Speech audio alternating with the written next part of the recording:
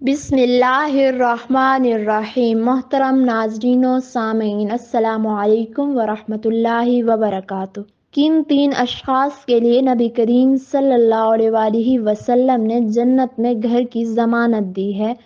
नबी करीम सल्लल्लाहु अलैहि वसल्लम से जब अहले ताइफ ने बदसलूकी की थी और नबी करीम सल्लल्लाहु अलैहि वसल्लम इसके बाद ताइफ से मक्का मुकरमा वापस लौट रहे थे, तो हज़रत जिब्राईल अलैहिस्सलाम ने इन्हें पेशकश की थी कि ये पहाड़ों का फरिश्ता मेरे साथ मौजूद है, इसे आप जो चाहें हुक्म दें। फिर उस फरिश्ते ने कहा कि अगर आप चाहें तो इन लोगों को दो पहाड़ों के दरमियान पीस कर रख दूं। तब नबी करीम सल्लल्लाहु अलैहि वसल्लम ने फरमाया था, नहीं, बल्कि मैं उम्मीद रखता हूँ कि अल्लाह ताला उनकी नस्लों में ऐसे लोग पैदा करेगा जो इस अकेले अल्लाह की इबादत करेंगे, इसके साथ किसी को शरीक नहीं बनाएंगे। ये वाक़या इस बात की दलील है कि नबी अकरम सल्लल्लाहु अलैहि वसल्लम अपनी उम्मत के लिए निहायत ही रहम दिल थे, अपनी उम्मत से बहुत मोहब्बत करने वाले थे, हमेशा हर हालत में अपनी उम्मत की बख्शिश तलब की। नाजरीन, कोई ऐसा भी प्यार करने वाला मिलेगा, कोई ऐसी भी मोहब्बत करने वाला मिलेगा कि फरमाया है, मेरे उम्मती तेरे पाँव में कांटा भी चुभे उसकी तकलीफ मुझे होती है। ये है शफकत, ये है मोहब्बत अपनी उम्मत से। नबी करीम सल्लल्लाहु अलैहि वसल्लम फरमाते हैं, मैं बारगाह खुदावंदी में पहुंचा, अल्लाह ने फरमाया, नबी मेरे लिए क्या लाए हो? मैंने कहा, वो लाया हूँ जो तेरे पास नहीं है। अल्लाह ताला को तो सब पता है, फिर भी पूछता है, महबूब मेरे पास क्या नहीं है? फरमाया, आजिज़ी लेकर आया हूँ, तुझसे बड़ा कोई नहीं, तू किसके आगे आजिज़ी करेगा? सबसे बड़ा तू है, मैं आजिज़ी लाया हूँ। तो कहा, नबी मांग ले। नबी करीम सल्लल्लाहु अलैहि वसल्लम ने फरमाया, अल्लाह तू मेरे साथ गुनाहगारों की बात कर, ये भूल जाएंगे, भटक जाएंगे, ऐ अल्लाह गलतियां करेंगे, तू क्या करेगा? तो अल्लाह ताला ने कहा, मैं तेरे साथ वादा करता हूँ, तेरी आधी उम्मत को बगैर हिसाब किताब के जन्नत में दाखिल कर दूंगा। मेरे नबी करीम सल्लल्लाहु अलैहि वसल्लम फरमाते हैं, नहीं, ये बात मंजूर नहीं है।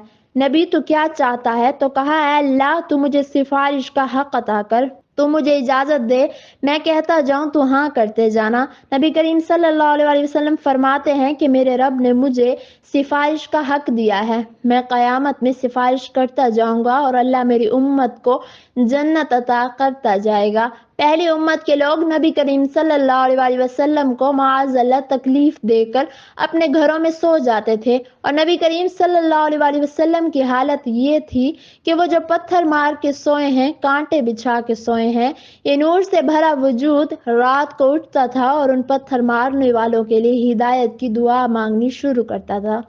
आपके लिए मिंबर आएगा, मेरे हबीब बैठो, तो नबी करीम सल्लल्लाहु अलैहि वसल्लम कहेंगे कि अगर मैं बैठा तो ये मुझे लेकर जन्नत में ना चले जाएं।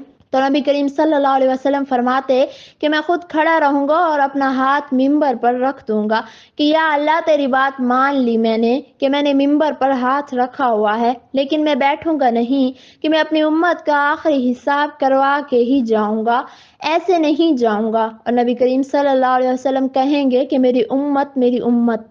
जब नबी करीम सल्लल्लाहु अलैहि वसल्लम को अपनी उम्मत से इतनी मोहब्बत है तो हमें भी उनके बताए हुए रास्ते पर चलना चाहिए, उनकी पैरवी करनी चाहिए। तो नाजरीन, ऐसे कौन से तीन अशखास हैं कि जिनके घर की जमानत नबी करीम सल्लल्लाहु अलैहि वसल्लम ने जन्नत में दी है? नंबर एक, वो शख्स जो हक बात पर होने के बावजूद झगड़ा छोड़ दे। नबी करीम सल्लल्लाहु अलैहि वसल्लम फरमाते हैं कि जो हक पर होने के बावजूद सुलह की खातिर झगड़ा छोड़ दे, फरमाया मैं वादा करता हूँ अल्लाह ताला उसे जन्नत अता फरमाएगा।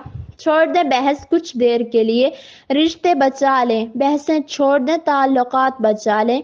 बहसें ख़त्म करने से ताल्लुकात मजबूत हो जाएंगे। जहाँ हार ना पड़े वहाँ हार जाओ कि अगर तुम्हारी इस हार से रिश्ता बच जाए और ताल्लुकात वैसे ही बने रहें। नबी करीम सल्लल्लाहु अलैहि वसल्लम ने मदीने वालों से फरमाया कि मेरे बाद तुम्हें तुम्हारा हक नहीं मिलेगा, क्या करोगे?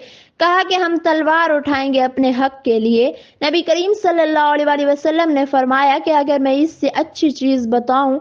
कहा कि बताएं। तो कहा कि हक के लिए लड़ाई ना लड़ना छोड़ देना और हौज़े कौसर पे आ जाना, मैं सारे पूरे करवा दूंगा। اب ناظرین، یہ وعدہ مدینے والوں کے ساتھ نہیں ہے، ہر اس امتی کے ساتھ ہے جو جھگڑے سے بچنے کے لیے حق چھوڑ دے۔ اپنا حق لو، کوشش کرو، لیکن اگر لڑائی کی شکل ہے تو واپس ہو جاؤ۔ تو کہا کہ یا نبی کریم صلی اللہ علیہ وآلہ وسلم، آپ کے حوالے آپ نے مدینہ والوں میں ہمیں بھی شامل کیا ہے۔ جس کا حق مارا جائے اور لڑے نہیں، چھوڑ دے، صبر کر جائے۔ میرا انتظار کر آنکھیں بند ہونے کا کہ میرا نبی تیرا وکیل ہوگا اور اللہ جج ہوگا۔ اس لیے خاموش ہو جائیں کہ جہاں آپ دیکھیں کہ بات لڑائی تک جا پہنچی ہے تو وہیں رک جائیں، کیونکہ رشتے آسانی سے نہیں بنتے، کیونکہ مرنے والے انسان کو یہ پتہ نہیں ہوتا کہ تم اس کے لیے کتنے آنسو بہا رہے ہو، لیکن ایک زندہ انسان مرتے دم تک یہ یاد رکھتا ہے کہ تمہارا برتاؤ کیا تھا اس کے ساتھ، تم نے کس طرح کا برتاؤ دیا۔ انسان کا اچھا رویہ دشمن کو بھی موم کرنے کی طاقت رکھتا ہے۔ اچھا رویہ ہی وہ شے ہے جو لڑائی جھگڑوں سے ہمیں دور رکھتا ہے اور رشتوں کو مضبوط کرتا ہے۔ خاموش ہو جائیں رشتوں کو بچانے کے لیے۔ انسان کا یہ رویہ اس کی تربیت کی پہچان کروا دیتا ہے۔ تو ناظرین، حق بات پر ہونے کے باوجود لڑائی جھگڑوں سے دور رہیں اور خاموشی اختیار کر لیں تاکہ آپ بہت سی برائیوں سے بچ سکیں۔ نمبر 2، وہ شخص کے جو مذاق میں بھی جھوٹ نہ بولے۔ نبی کریم صلی اللہ علیہ وآلہ وسلم نے فرمایا، ہلاکت ہے اس شخص کے لیے جو لوگوں کو ہنسانے کے لیے جھوٹ بولے، اور نبی کریم صلی اللہ علیہ وآلہ وسلم نے فرمایا، خرابی اور نامرادی ہے اس شخص کے لیے جو جھوٹی باتیں اس لیے کہتا ہے کہ تاکہ لوگوں کو ہنسائے۔ خرابی ہے اس کے لیے، خرابی ہے اس کے لیے۔ تو ناظرین، اس حدیث میں ان لوگوں کو خبردار کیا گیا ہے جو باتیں کرتے ہوئے کچھ جھوٹ کی آمیزش کر کے گفتگو کو چٹپٹی اور مزیدار بناتے ہیں اور اس سے لطف محفل کا سامان کرتے ہیں۔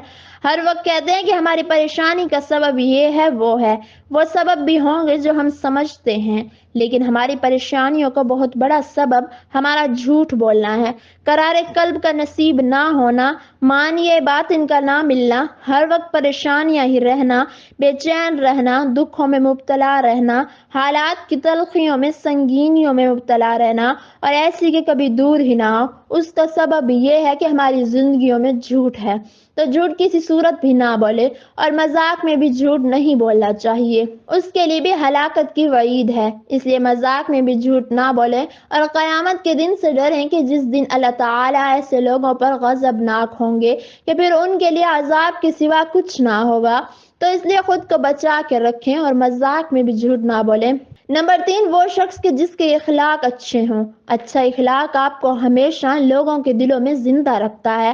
اچھا اخلاق انسان کو ہمیشہ بلند کرتا ہے اور اچھے اخلاق سے آپ کامیابی کی منازل طے کرتے ہیں۔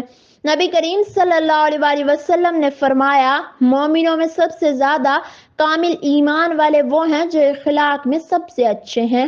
اخلاق سے ایک دوسروں کے درمیان محبت پیدا ہوتی ہے، اور بد اخلاق انسان کے اندر محبت جیسا جذبہ نہیں ہوتا، اور انسان پر زیادہ مصیبتیں برے اخلاق کی وجہ سے آتی ہیں۔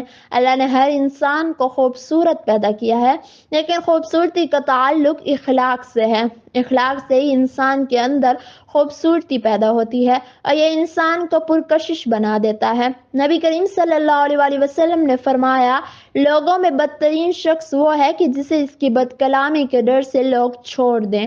تم مال و دولت سے لوگوں کا دل نہیں جیت سکتے، البتہ تمہارے عمدہ اخلاق، اور جب تم کسی سے ملو تو خندہ پیشانی سے ملو، تو یہ عمل لوگوں کے دل جیتنے کی طاقت رکھتا ہے۔ اخلاق عالی شان ہو، معاف کرنا آتا ہو، درگزر کرنا آتا ہو، انکار سننا آتا ہو، اور کڑوے سے کڑوے بول پر بھی مسکرانا آتا ہو۔ عبادت 2 گھنٹے کا کام ہے، روزہ 1 مہینے کا کام ہے، حج 10 دن کا کام ہے، زکوٰۃ 2 منٹ کا کام ہے۔ 24 گھنٹے کی زندگی کا اسلام کیا ہے؟ وہ اخلاق ہے، سچائی ہے، پاک دامنی ہے، عزت و آبرو ہے، بڑے اور چھوٹے کا احترام ہے، اولاد کا ماں باپ کو عزت دینا ہے۔ خوبصورت اخلاق انسان کی زندگی بدل دیتا ہے۔ اللہ کی رضا کی خاطر بد اخلاق نہ ہو۔ اللہ ہم سب کو سیدھے راستے پر چلنے کی توفیق عطا فرمائے اور نبی کریم صلی اللہ علیہ وآلہ وسلم کی کہی ہوئی باتوں پر عمل کرنے کی توفیق عطا فرمائے اور ہمیں نیکوکاروں میں شامل کرے۔ آمین ثم آمین۔